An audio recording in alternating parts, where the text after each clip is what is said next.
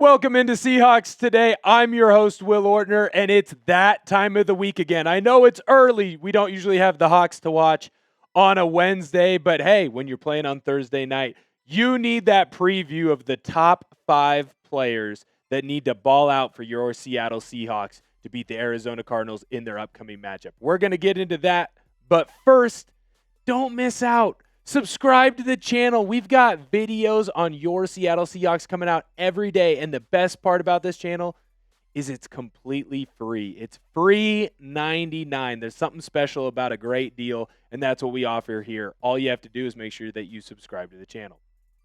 Now we're going to dive into my watch list here for your Seattle Seahawks. And the first one is my favorite because he's a local kid, and that's Cooper Kupp. Right? The Yakima native has been fine this year. He's been okay. I'm not upset with his statistical output. I feel like Cooper Kupp was brought in to be a possession receiver, a guy who's here to move the ball. He is not going to be what he was in his prime with the LA Rams. He's not going to be what he was in his prime with the Eastern Washington Eagles on the Inferno. But he can be a quality possession receiver, and I think he's going to have a game where every once in a while he explodes. And I think that's this week. You can just look at his season stats right here. It's been, again, fine. He's getting a good average. He has a lot of first downs. That game against the Pittsburgh Steelers, you really saw Cooper Kupp kind of come into his own of whenever there was a big third down, he just found a way to get open. And frankly, if Sam Darnold throws a better ball, he probably has another reception and 20 yards on his season stats. I don't need the Cooper Kupp that we were talking about having the most receptions, the most yards, and most receiving touchdowns. That's not the guy that I need. I need the guy who's going to be a strong veteran presence in the locker room, who makes big catches, and then every once in a while can do what he used to do. I'm not saying that it's not going to be appreciated when Cooper Kupp decides to have a legacy game, and I think he's going to have multiple this year, especially against the division opponents, but I know that it's coming. It's been close against Pittsburgh. The game against the 49ers, the game last week against the New Orleans Saints, it wasn't quite there. I think this is a big explosion game for him, specifically because he's going up against a team in the Arizona Cardinals that he's seen a lot and knows how to beat that defense. Now, the next player that I've got on this list is outside linebacker, edge rusher, whatever you want to call him, Boye Mafe. And he has quietly had one of the better pass rushing years in the NFL.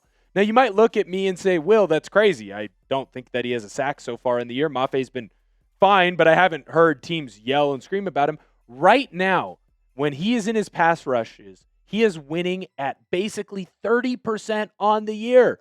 That's 5th in the league. 5th in the league for Boye Mafe. That means when teams are throwing the football, he's getting into the backfield. Now, why isn't he finishing? I don't want to hate on him, but at some point, all these nerd stats are fine. I need real stats. I need stats that we have in the book. Hey, if I go to my mom and I ask her, how many times do you think Boye Mafe is winning a pass rush set? She's going to go, I don't know. How many sacks does he have?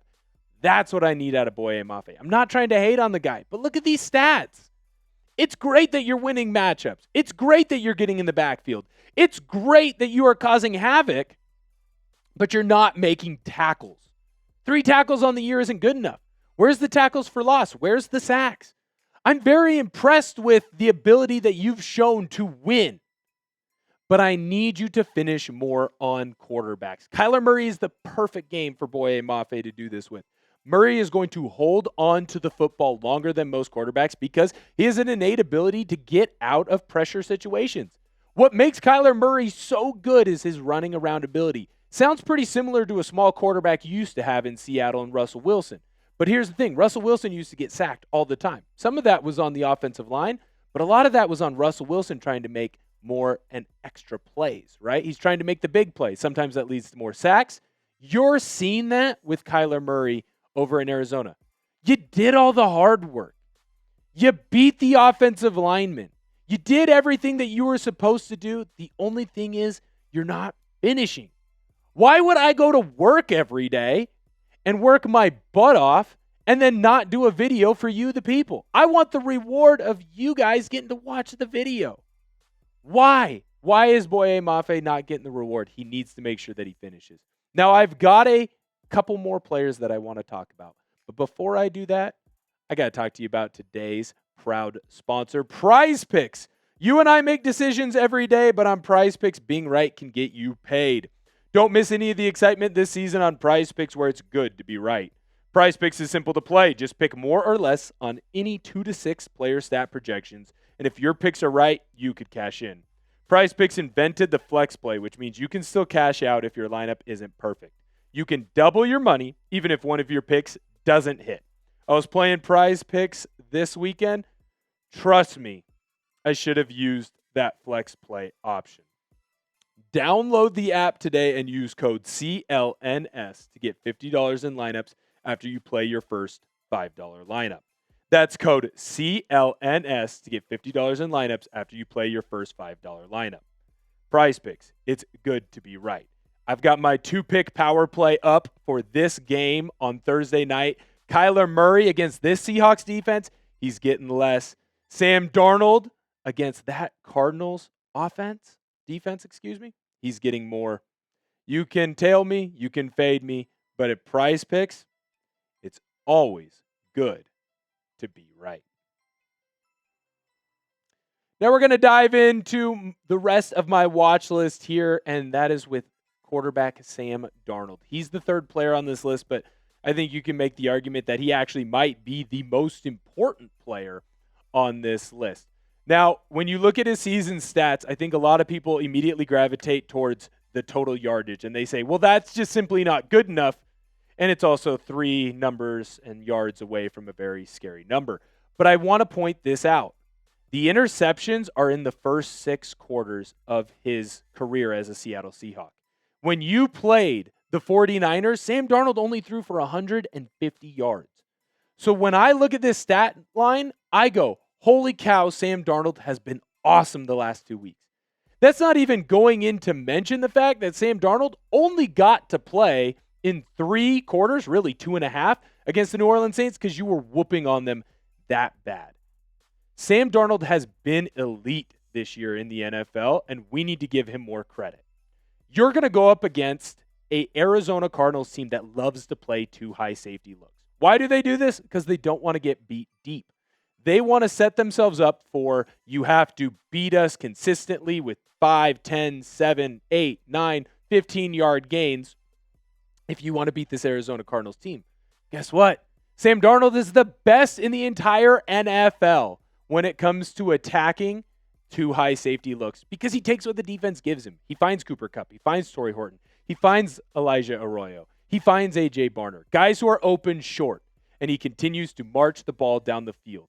Sam Darnold needs to continue to play at the elite level that he has been, and I think he will. He's getting more comfortable in this offense the more that he's in it, the more that he's around it. He's getting more comfortable with his wide receiving targets.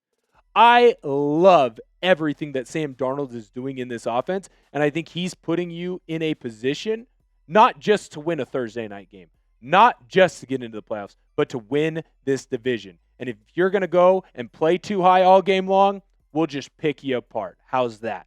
Have you been satisfied with how Sam Darnold has been playing this season so far? Look, I know a lot of people wanted Geno. I know some people were upset that Sam Darnold ended up being the guy.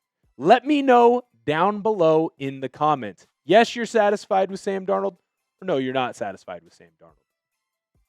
Ernest Jones IV has had a pretty darn good start to the 2025 season, and he's a player that I want on this watch list simply because he's going to have a very difficult task this week.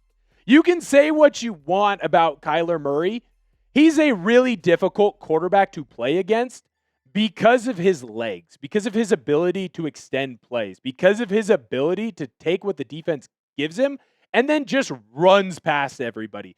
Ernest Jones is going to have to be that quarterback spy in this game. To me, it makes the most sense unless you're trusting Tyrese Knight, or if you're going to say, hey, we're going to bring one of our safeties in to the box.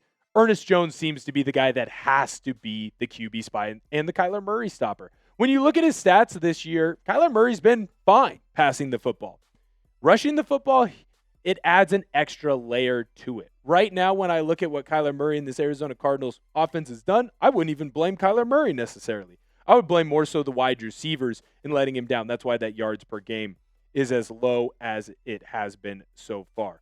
Now, this is, I think, the most important part that I want to emphasize.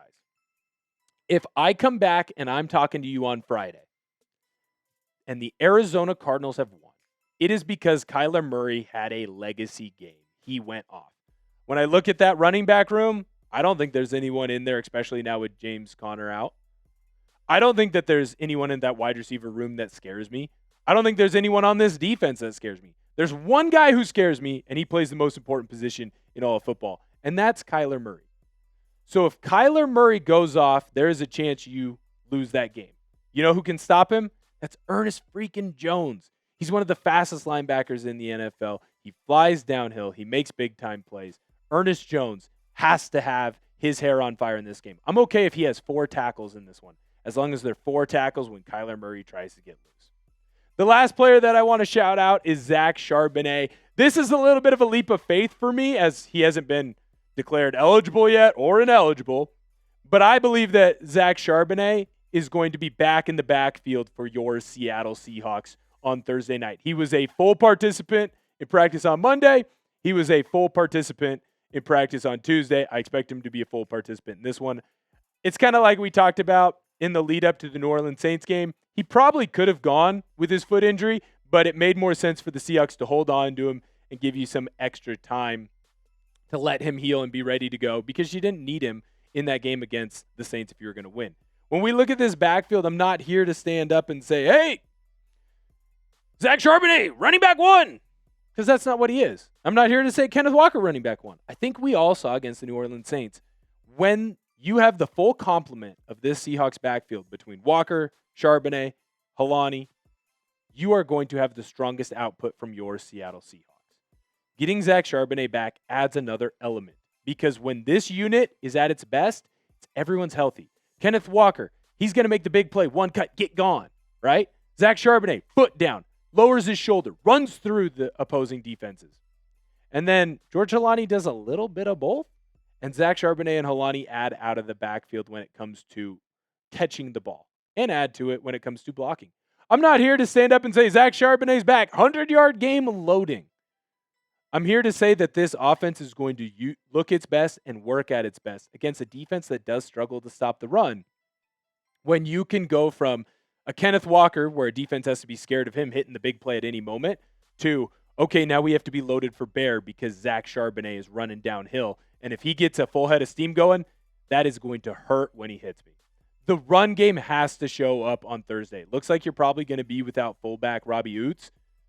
So that means that you're going to rely even more on this running back crew of Kenneth Walker, Zach Charbonnet, and George Helani. I think that they show up, and I think they show up in a big way, specifically Zach Charbonnet. Now, this is my list here of all 5 of my top Seahawks to watch in this game. I think that if 3 out of the 5 of these guys go off, have a career type of game, you're going to win this game. I think if all 5 show up and have a good game, you're going to win this game. I think if all 5 show up in the way that I think they're going to show up, we're going to be pretty bored again in the fourth quarter, looking ahead to the next week, because the Seahawks are already up by 3 scores.